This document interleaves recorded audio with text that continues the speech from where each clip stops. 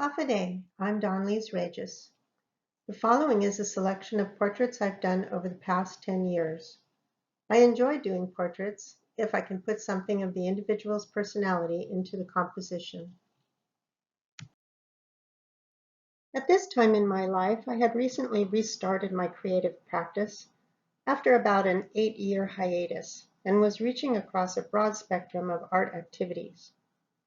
I had also recently moved from Sicily to the Netherlands and found myself trying to function in yet another culture that was not my own. And so I began exploring this idea of other cultures with several three-dimensional works I called my headdress series. And here I am sporting a decorative headdress as a statement on living in cultures not my own and doing what I can to fit in. But of course, in this case, I didn't feel like I did. Some of my portraits were of no one in particular, or at least no one I knew personally. This piece is about arms deals. The woman with the basket full of weapons on her head represents a nation involved in a civil war influenced by an outsider whose only interest is in making the deal. Also a portrait of no one in particular, this piece is about a contemplation of the beauty and peacefulness of the ocean, and especially a coral reef. While in Europe, we visited Sicily, Malta, and Greece. Although the Mediterranean is a beautiful blue color, there was no living reef as I had experienced on Guam. Except for the plant elements that represent coral on Neptune's head, all of the three-dimensional elements in this piece are handmade. This is a political piece about the difficulties a young woman may find herself in as she tries her best to navigate between the often loud and passionate arguments of pro-life versus pro-choice. Her headdress is made of surgical gauze and wire coat hangers. The stenciled letters that make the words pro-life and pro-choice jump off of the background and cascade over the young mother's head. I have a love for storytelling, and in particular enjoy the myths and legends of various cultures. Investigating the myths and legends of Guam allowed me to begin to understand this culture that would eventually surround me as I made Guam my home. The two women depicted in this painting are my sisters-in-law. Other people liked my three-dimensional pieces and asked me to do pieces for them.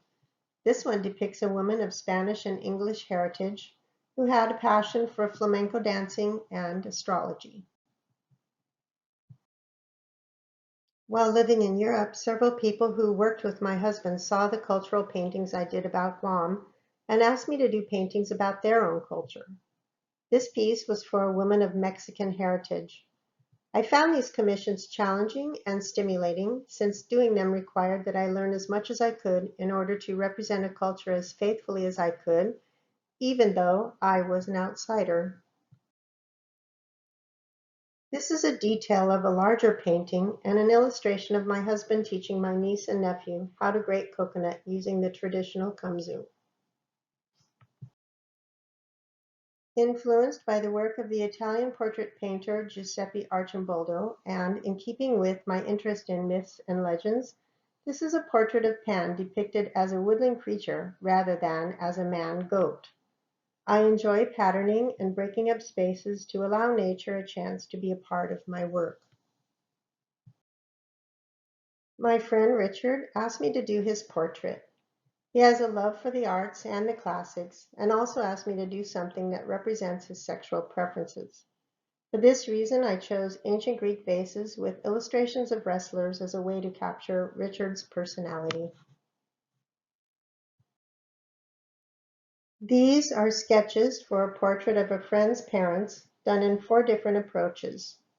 The actual portrait, which was to be done in oils, never came to fruition, but I still find these sketches compelling.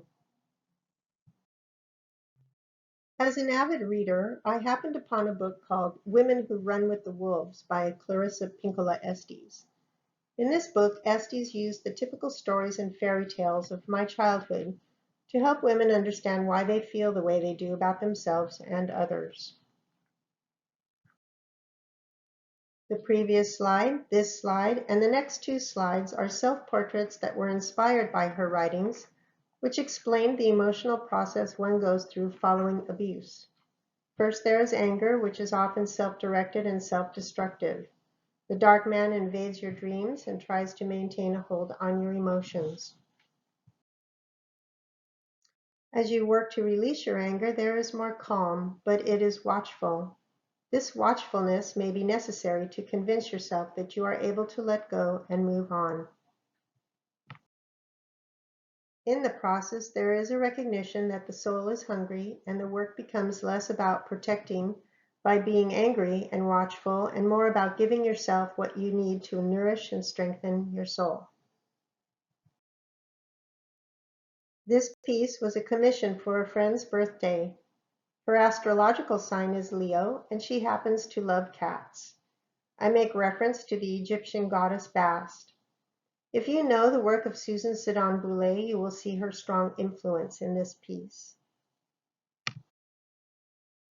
An eternal love of all things ocean led me to check out a book from the library on oceanic fossils. I have a sketchbook filled with images copied from that book, and these organic forms started appearing in paintings and drawings. I was beginning an exploration into feminist art at this time and found the sexual references that occur naturally in nature interesting. The form above the shoulder of this self-portrait is a jellyfish fossil. The other forms represent sea anemone tentacles. I began a series of what I called eraser drawings or damage drawings, in which I applied random color to a piece of paper and used an eraser to pull out the figure and create texture. This piece occurred following a trip to Mexico, a country I fell in love with during our sojourn to the Yucatan. There is much about the Yucatan that reminds me of Guam. One night, after a long day of sightseeing, I dreamed I was standing in an empty space, and when I opened my mouth, a stream of yellow butterflies poured out.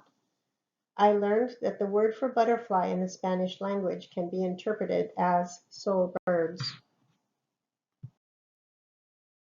This is a portrait of my brother-in-law, who was well known on Guam for his prowess as a fisherman. I had never before met anyone so connected to the ocean and all its complexities. There was one time we went diving and a school of jackfish appeared and circled us as we remained suspended in place.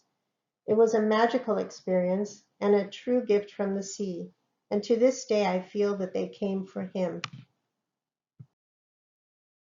And here is a portrait of a very strong woman who felt a deep connection to eagles.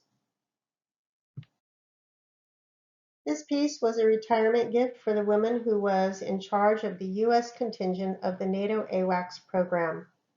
If you're not aware, the AWACS plane is a very large plane with a giant radar dish on top, used to watch what our European neighbors are doing.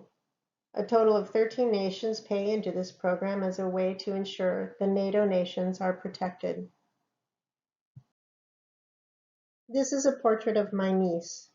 We were playing on the beach one weekend, and I thought it would be great fun for us to dress up as mud monsters. Since her skin is brown, I used white flour on her face and upper body, and then wrapped her in the vines that cover the beach and put twigs in her hair. I applied similar things to myself, and then we set out to do land art together. It was a crazy fun day, and I love her for being willing to submit to my artistic whims. During one of my first exhibits on Guam, I was taking photos of the people at the opening. I had a terrible disposable type camera that distorted the gallery lights that were on that night. This is a fairly literal drawing of the light distortions that affected the face of Sylvia. And this is another light distortion piece that occurred with that same terrible camera on opening night. This silk painting is not a portrait of anyone in particular. It was created as a gift for someone who made a large contribution toward my crowdfunding activity designed to help finance the publishing of 2 of my children's activity books based on Guam legends. And finally, a retirement portrait of Annie, a person who gave more than 30 years of her life to the government of Guam and children with special needs. When not at work, she could be found in her garden, regenerating life in a different way. I hope you enjoyed this mini exhibit series. Look for more like this on my website at donleesregisart.com. You can also find me on Facebook, Dawn Lees Regis, or feel free to send an email at donleesregis@gmail.com.